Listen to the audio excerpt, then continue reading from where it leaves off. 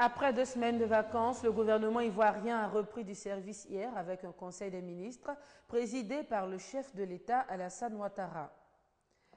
Les inscriptions gratuites au CP1 et à la maternelle ont démarré depuis le 2 septembre, mais l'on note pour l'heure une faible affluence des parents d'élèves dans certains établissements scolaires publics dans le district d'Abidjan. Incursion dans cette édition dans le monde cinématographique avec l'ouverture de la 14e édition du concours panafricain de court-métrage Clap Ivoire. Merci de choisir RTI 2 pour vous informer. Bonjour à tous. La rentrée du gouvernement ivoirien a eu lieu hier mercredi 3 septembre avec un conseil des ministres qui s'est tenu au palais présidentiel. Le chef de l'État Alassane Ouattara a invité tous les ministres à accélérer le rythme de travail afin de donner satisfaction à la population. Le chef du gouvernement ivoirien Daniel Kablan-Duncan est aussi revenu sur les actions du gouvernement qui vont être orientées un peu plus sur le mieux-être des populations. À l'ordre du jour également de ce Conseil des ministres, la lutte contre le virus Ebola. Jérôme Kofi Abolin. Vous aurez plutôt les images dans nos prochaines éditions.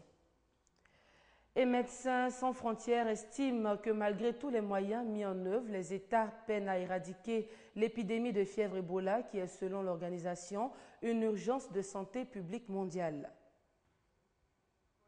C'est un cri d'alarme que Joanne Liu, la présidente de Médecins sans frontières, lance à la tribune des Nations Unies.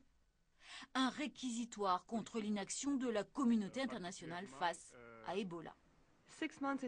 En 6 mois de la pire épidémie d'Ebola de l'histoire, le monde est en train de perdre la bataille pour la contenir. Les dirigeants n'arrivent pas à bloquer cette menace transnationale. En Afrique de l'Ouest, le nombre de cas et de décès ne cesse d'augmenter. Des émeutes éclatent, les centres d'isolement sont dépassés. Tom Frieden est le directeur du Centre de contrôle et de prévention des maladies d'Atlanta, une référence en la matière. Il dresse le même tableau, très sombre. Le nombre de cas continue à augmenter et il augmente désormais très rapidement. Il est encore possible de réduire le fléau, mais la fenêtre d'opportunité pour agir est en train de se refermer. C'est maintenant que nous devons agir pour intensifier la réponse. L'épidémie risque de toucher 20 000 personnes, prévient l'Organisation mondiale de la santé. Et au rythme de contagion actuel, il faudra 6 à 9 mois pour la maîtriser. L'ONU s'inquiète désormais des pénuries alimentaires qu'elle pourrait provoquer. Il y a beaucoup de restrictions en termes de mouvement, de circulation des personnes, de circulation des marchandises, du commerce. Tout cela a un impact sur les prix, mais aussi sur la disponibilité de la nourriture. En 6 mois, Ebola a tué plus de 1500 personnes, la moitié des malades recensés. À moins de 2 semaines de la rentrée des classes, les inscriptions au CP1 et à la maternelle débutées le 2 septembre dernier peinent à décoller dans certains établissements publics du district d'Abidjan. Constat sur le terrain dans ce reportage. 9h30 le mercredi 3 septembre, deuxième jour des inscriptions à la maternelle et au CP1 dans les écoles primaires publiques sur toute l'étendue du territoire ivoirien. À Cocody et Pépé Château, l'école n'a enregistré pour l'heure qu'une vingtaine d'inscrits. Il y a pratiquement 27 élèves inscrits. On avait aussi reçu la liste venant de la maternelle qui devait passer de façon automatique dans notre groupe scolaire ici. C'est encore timide puisque c'est pratiquement souvent les derniers jours que les parents se décident. Ils attendent souvent la rentrée. Dans la commune du Plateau, l'école primaire publique RAN n'est pas mieux lotie. Ici, les responsables d'établissement attendent en vain les parents d'élèves. Depuis hier, on a inscrit 5 élèves. Du matin au soir. Et ce matin, on n'a rien reçu encore.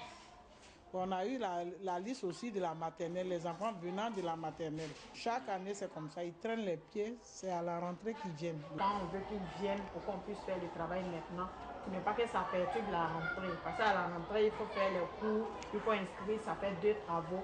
Les gens ont pensé les anciens temps. Là où il faut avoir forcément l'argent pour aller à l'école, aller inscrire l'enfant. De notre jour, ça ne se fait pas. C'est gratuit. Les inscriptions pour l'année scolaire 2014-2015 de la maternelle et du CP1 sont gratuites et concernent les enfants de 3 à 5 ans pour la maternelle et de 6 à 9 ans pour le CP1.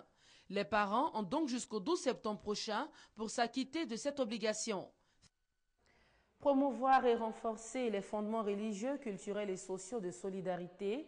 Voilà l'objectif que s'est fixé le ministère de la Solidarité, de la Famille, de la Femme et de l'Enfant, qui a organisé à l'université Félix Houphouët-Boigny de Cocody une conférence sur le thème « Rôle et place des mécanismes traditionnels de solidarité dans notre société ».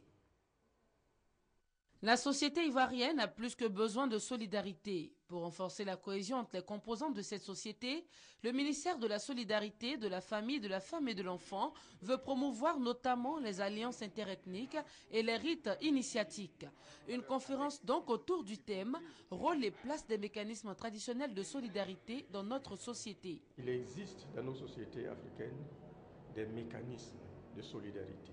Certains sont de type religieux, les initiations par exemple. Certains sont de type économique, les formes d'entraide. Notre culture et nos civilisations contiennent des mécanismes de règlement des conflits et qu'il ne faut pas les oublier. Pour le conférencier, le professeur François Kwakunguessan, la notion de solidarité est aussi un processus d'entraide et de partage. Des valeurs que les participants ne comptent pas perdre de vue. Je suis sénoufo par mariage. Je suis donc de Bonérier-Dogo. Si je ne me préoccupe que de Abidjan et que je ne me préoccupe pas de Bonérier-Dogo, que me diront mes frères un jour? Qu'as-tu fait pour nous et la réussite de notre pays?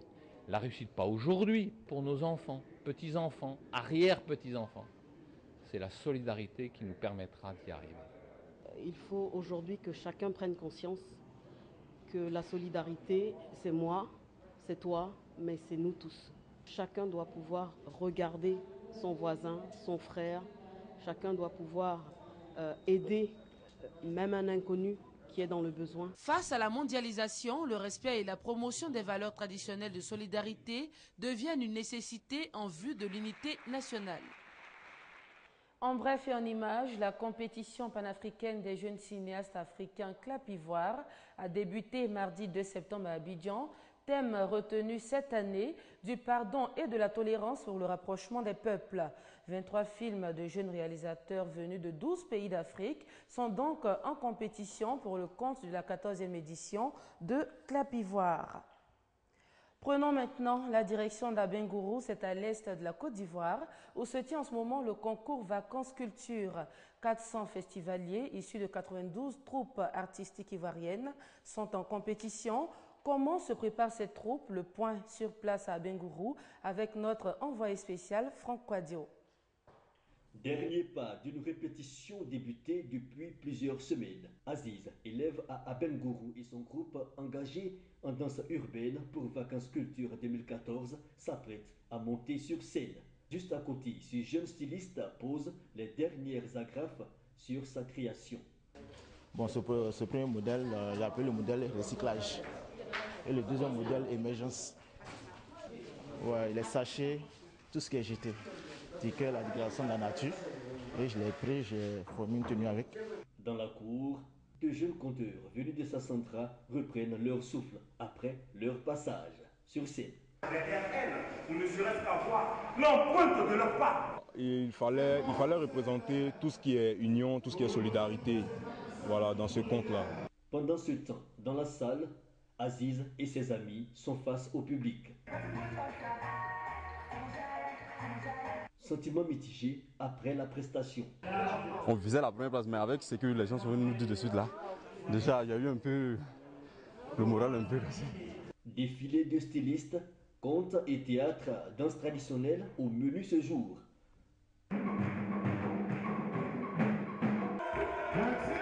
Loin de tout ce vacarme, dans l'enceinte de la mairie, des artistes plasticiens concentrés. Cette jeune fille manie le fer, un matériau qu'elle juge utile pour passer son message.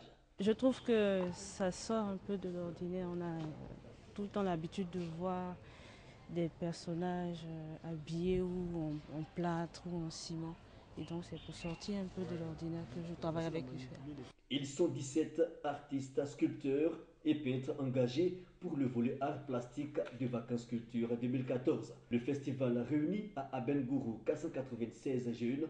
Il prend fin le 6 septembre prochain.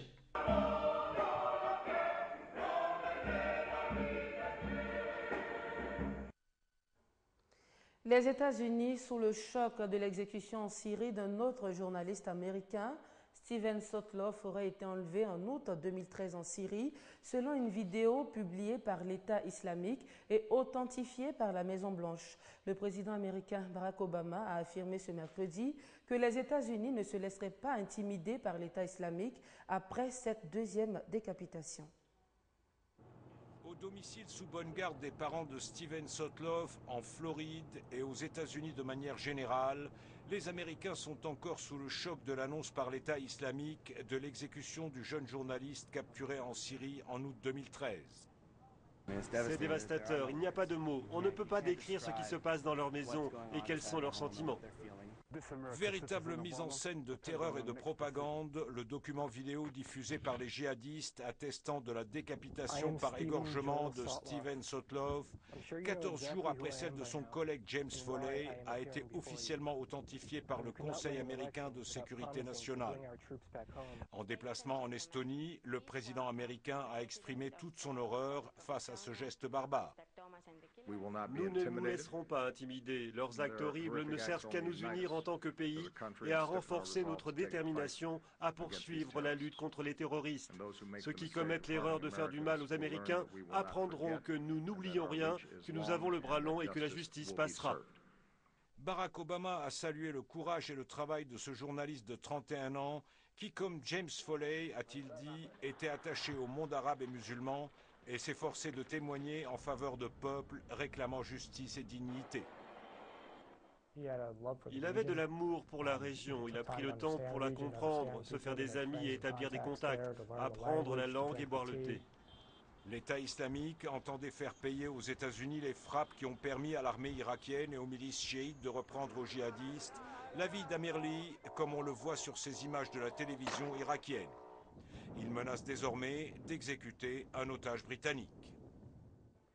Un mot de sport avant de refermer ce journal. C'est ce samedi 6 septembre que les éléphants de Côte d'Ivoire seront face aux Lion Stars de la Sierra Leone dans le cadre des éliminatoires de la CAN 2015. La première séance d'entraînement s'est tenue ce mercredi après-midi au stade Félix Houphouët-Boigny. On en parle avec Eliane Tapé et Anne-Marie Nguessan du service sport. Pour ce premier entraînement au stade Félix Houphouët-Boigny, Hervé Renard avait tout son monde. Divisés en deux groupes, anciens et nouveaux joueurs ont notamment travaillé les mécanismes d'attaque et de défense au cours d'un match après les ateliers. Franck Kessié, Ouattara Ousmane, Eric Thiebi, Talo Gadji et Roger Claver-Assalé, qui intègrent la sélection pour la première fois, ont eu l'occasion de s'exprimer sur le terrain et en dehors.